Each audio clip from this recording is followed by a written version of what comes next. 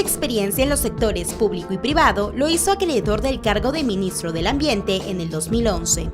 La lucha contra los estragos del fenómeno El Niño, así como su arduo trabajo para minimizar los efectos del calentamiento global, son algunas de las políticas emprendidas por su gestión. A continuación, te presentamos la primera parte de una entrevista exclusiva con el titular de la Cartera del Ambiente, Manuel Pulgar Vidal. Desde la década de 1950, el mundo viene sufriendo diferentes cambios en materia ambiental, cuyas consecuencias son englobadas en un único término: cambio climático. El cambio climático es un incremento de la temperatura promedio del planeta, es decir, el planeta siempre conserva una temperatura promedio históricamente. Esta temperatura se está incrementando, producido por las emisiones de gases de efecto invernadero, y hay 6 gases de efecto invernadero que causan justamente este calentamiento global, que es la base del cambio climático.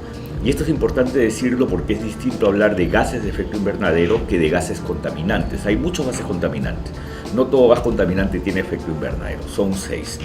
Estos gases de efecto invernadero en especial se han ido emitiendo en mayores volúmenes desde el inicio de la era industrial, desde que empezó a incorporarse a la industria los motores a combustión y por lo tanto quemaron combustibles fósiles.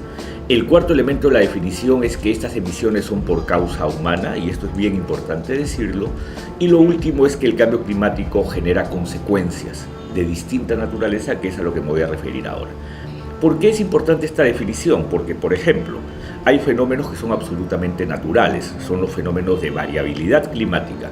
El fenómeno del Niño es un fenómeno de variabilidad climática, es natural, ha ocurrido por décadas, por centurias, por milenios. Algunas culturas migraron por fenómenos del Niño. Lo que ocurre a veces en el hemisferio norte con lo que se llama el vórtice polar, que genera gran enfriamiento en la costa este, como hace 2 años, es también un fenómeno de variabilidad climática. Pero el cambio climático es de otra naturaleza, su causa es humana, como les señalé. Entonces, este incremento de la temperatura genera un conjunto de consecuencias, y estas consecuencias pueden estar vinculadas a ecosistemas, a actividades económicas, a formas de vida, poblaciones, etc., e incluso a la salud. Nuestro país, fuente de innumerables riquezas naturales, es uno de los más afectados ante el cambio climático.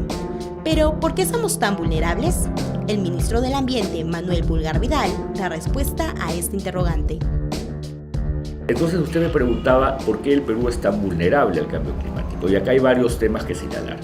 En primer lugar, una de las consecuencias del cambio climático en un país como el Perú es el retroceso de los glaciares. La masa de hielo de los glaciares, y el Perú tiene el 71% del total de los glaciares tropicales del mundo, esa masa de hielo está retrocediendo, se está perdiendo. Eso significa que ese stock de agua que está depositado hoy día en forma de hielo, lo estamos perdiendo. Si a eso se suma el hecho que el cambio climático genera escasez de agua, entonces sabemos que el tema de escasez hídrica, en especial en nuestra costa, que es árida, va a ser un problema cada vez más severo. Esa es una de las primeras consecuencias.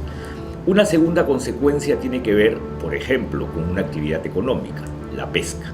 Cuando pensamos en que el cambio climático y además la variabilidad climática, el fenómeno del Niño, genera una alteración en la temperatura superficial del mar, esto trae como consecuencia que los recursos hidrobiológicos que ahí están, ahí habitan, cambien. Entonces aquellos de mar frío como la anchoveta migren y recibamos especies de mares más cálidos.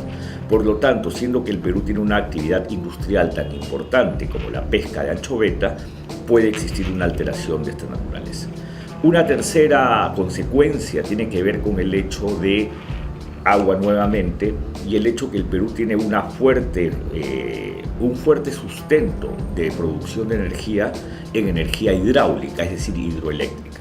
Si el agua escasea, por lo tanto, siempre hay un riesgo que no exista agua en volúmenes suficientes para mover esta energía hidráulica, y por lo tanto pueda existir esta situación. Otro efecto importante es que el incremento del nivel del mar, que es una consecuencia del cambio climático, genera salinización de tierras que hoy día pueden ser fértiles o destinadas a la agricultura. Y lo último, porque son muchas las consecuencias y hoy día la estamos viviendo, es que hay una consecuencia en la salud. El incremento de la temperatura genera que nuevos vectores de enfermedades que antes eran desconocidas empiecen a aparecer. Mire usted que hay un vector que transmitió históricamente el dengue, que básicamente solamente estaba en zonas tropicales, pero hoy día este mismo vector está transmitiendo otras enfermedades. La chikungunya es una de ellas, y recientemente mire usted la gran amenaza que tenemos en América Latina con el Zika, que es esta enfermedad que produce, en especial en mujeres en estado de gestación, que sus hijos puedan nacer con microcefalia. Entonces, y otros son la potencial sabanización de la Amazonía, porque la Amazonía está sufriendo cada vez más condiciones de friaje, que son cada vez más recurrentes, y eso genera un efecto en el hábitat. Entonces, las consecuencias son ecosistémicas, son poblacionales, son también productivas, y son incluso de salud. Por lo tanto, uno tiene que tener muy en cuenta todas las variables que significa el cambio climático para un país como el Perú. Es precisamente ante los riesgos que corre nuestro país que, para reducir los efectos del cambio climático, desde el Ministerio del Ambiente se han adoptado diferentes medidas que permitan hacer frente a estos cambios. Para un país como el Perú, cuando uno piensa en cambio climático, uno tiene que pensar en tres cosas: vulnerabilidad, adaptación y mitigación. Esos son los tres grandes elementos de un trabajo o una gestión en cambio climático. Cuando hablamos de vulnerabilidad, lo primero que uno tiene que hacer es los suficientes análisis de cuáles son las áreas del territorio que pueden estar expuestas a mayor vulnerabilidad. Esto pueden ser los glaciares, esto pueden ser cuerpos de agua en Amazonía, esto pueden ser las hidroeléctricas, esto puede ser la pesca, esto puede ser sitios como el lago Titicaca, esto puede ser un conjunto de áreas que pueden verse sometidas a presiones por el cambio climático que las hacen más vulnerables. Felizmente el Ministerio ha venido haciendo, no solo como Ministerio, sino como sector ambiente, que incluye al CENAMI y otros, un conjunto de análisis sobre por qué somos vulnerables. Hecho eso, el siguiente paso es, si el cambio climático ya nos golpea, ¿cómo nos adaptamos? Entonces, ¿cuáles son los procesos o los proyectos de adaptación? Yo le voy a poner algunos ejemplos. El Programa de Adaptación al Cambio Climático, el proyecto PAC, y el proyecto de manejo de recursos naturales, fundamentalmente en regiones andinas, son claros ejemplos de buenos proyectos de adaptación. Porque la adaptación tiene un objetivo central, y es que las actividades económicas, los ecosistemas, los hábitats, las especies sean resilientes a los efectos del cambio climático, es decir, puedan soportar adecuadamente los efectos adversos que el cambio climático genera y mantenerse vigentes. Entonces tenemos un conjunto de proyectos vinculados a adaptación para manejo de frutos, para manejo de especies vegetales, para manejo de ecosistemas, para buenas prácticas de riego.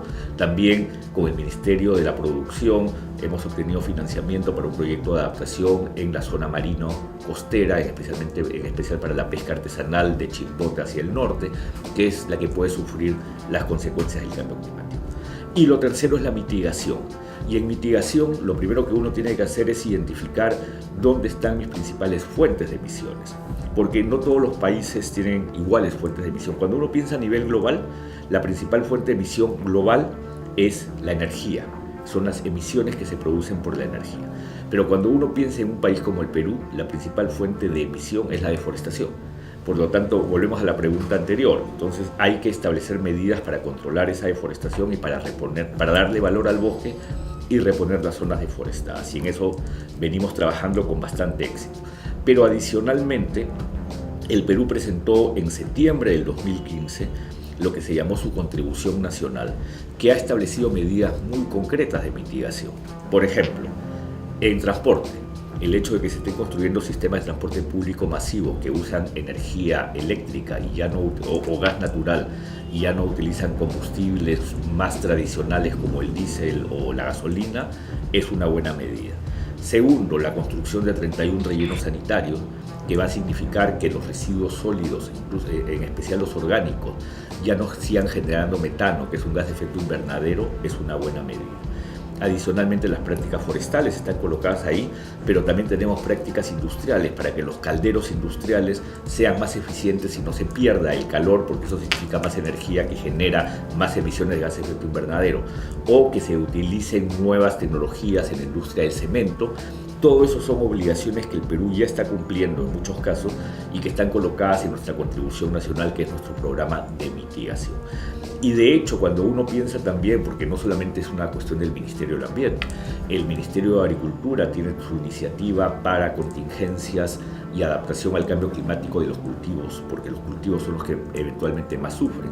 El Ministerio de Salud obviamente tiene campañas de prevención frente a la presencia de nuevas enfermedades producidas por el cambio climático. Entonces, es un trabajo multisectorial. Entonces, la contribución nacional, la estrategia de cambio climático, la estrategia de diversidad biológica, la estrategia de bosques y cambio climático, los proyectos de adaptación, los análisis de vulnerabilidad, los programas multisectoriales para trabajar las consecuencias del cambio climático son todas medidas que uno puede considerar. Quizás no vale la pena que uno mismo diga si exitosas o no. El tiempo lo dirá, pero son unas medidas correctas para enfrentar nuestras condiciones de vulnerabilidad y las consecuencias del cambio climático. Desde el 30 de noviembre al 11 de diciembre del 2015 se llevó a cabo en París la 21ª Conferencia sobre Cambio Climático COP21, en la cual nuestro país tuvo un papel trascendental. ¿Desea conocer los acuerdos adoptados y cómo involucran al Perú? En la segunda parte de la entrevista con el ministro del Ambiente, Manuel Pulgar Vidal, conocerá más detalles.